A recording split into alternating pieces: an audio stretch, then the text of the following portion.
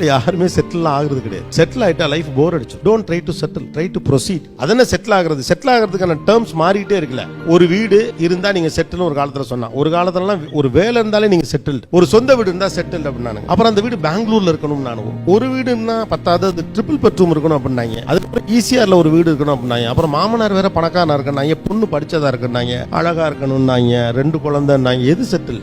Nothing settle. Mind அளவுல நீங்க செட்டிலா feel பண்ணீங்கன்னா, கன்வின்சிங்கா ஃபீல் பண்ணீங்கன்னா, திருப்தியா இருந்தீங்கன்னா அதுதான் செட்டில். அது 10 லட்சத்திலேயே நடக்கலாம், 10 கோடியிலே நடக்கலாம். செட்டில் ஆகலாம் ட்ரை பண்ணாதீங்க. செட்டில் ஆக ட்ரை பண்ணீங்கன்னா லைஃப் போர் ஆயிரும். யாரும் லைஃப்ல செட்டில் ஆகல, யாரும் செட்டில் ஆக வேண்டிய அவசியமும் கிடையாது. கொண்டே வச்சு மூடிட்டு ஒரு நாள் கழிச்சு 3 நாள் கழிச்சு பால் தெளிப்பாங்கல்ல, அதான் செட்டில்மெண்ட். அப்பயும் கூட வருஷம் நம்மளை கூப்பிட்டு எழுப்பி, ஏன்டா செத்த சனியம் முடிச்சவனே இவ்வளவு வேலை இருக்கல விட்டுட்டு போயிட்டேடான்னு வந்து திட்டிட்டு வேற போவாங்க. அதனால அந்த திட்டு நிக்கிற நம்ம ஒரு உலக நாள் மறக்கும்ல, அப்பதான் நீங்க செட்டில் ஆகுறீங்க. I don't think that is it's a myth according to my understand. Settle ஆக முடியாது, ஆகவும் வேண்டியது இல்லை நான் நினைக்கிறேன். பிடிச்ச மாதிரியான வேலை உங்களுக்கு கிடைக்குன்னா முதல் டெசிஷன் கரெக்டா இருக்கணும்.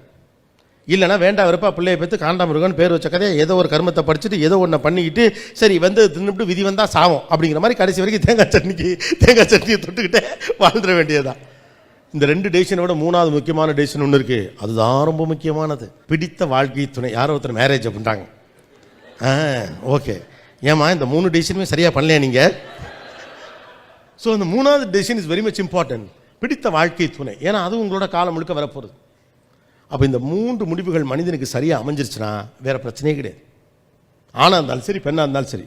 இப்போ தான் எல்லாருக்கும் சந்தோஷமாக இருக்கும். ஐயோ 3வது முடிவு ரொம்ப முக்கியமானதாக இருக்கே.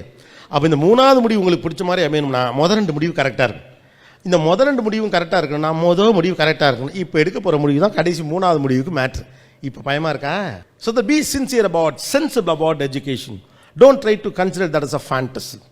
ஒரு வித்தியாசமான படிப்பை தான் படிக்கணும், எவன் கேட்டாலும் புரிஞ்சு கொள்ளாத ஒரு படிப்பை படிக்கணும் அப்படிலாம் ஒன்றும் கிடையாது. உங்களுக்கு எது ஒத்து வருமோ படிங்க. தமிழ் பிடிச்சிருக்குன்னா நல்லா தமிழ் படிங்க. ஹிஸ்ட்ரி பிடிச்சிருக்குன்னா ஹிஸ்ட்ரி படிங்க.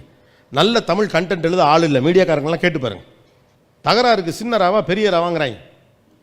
பெரிய தகராறாக இருந்தால் பெரியரா போட்டுக்க, சின்ன தகராறாக இருந்தால் சின்னரா போட்டுக்க. அப்படி பயணமுக்கு 3 சுழியா 2 சுழியாண்ணா, பக்கத்தில் போனீங்கன்னா 2 சுழி போட்டுக்கோங்க. லாங் டிஸ்டன்ஸாக போனால் 3 சுழி போட்டுக்கோங்க. எதுக்கு 2 சுழி போகிறோம், எதுக்கு 3 சுழி போகிறோம், எங்கே ஞா போடணும், இங்கே ஞா போடணும், ஒற்றெழுத்து மிகள்னா என்ன யாருக்கும் தெரில. நல்ல தமிழ் காப்பி ரைட்டிங்க்கு அவ்வளோ பெரிய மார்க்கெட் இருக்குது அப்படின்னு சொல்கிறாங்க.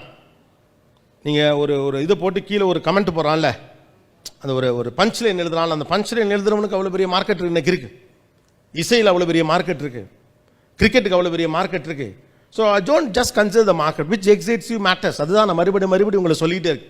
திரும்ப நான் ஆசைப்படுறது ஒன்று தான், காலம் முழுக்க நீங்கள் சந்தோஷமாக இருக்கணும், உங்களுக்கு பிடிச்ச விஷயத்தை நீங்கள் செஞ்சுருக்கணும்.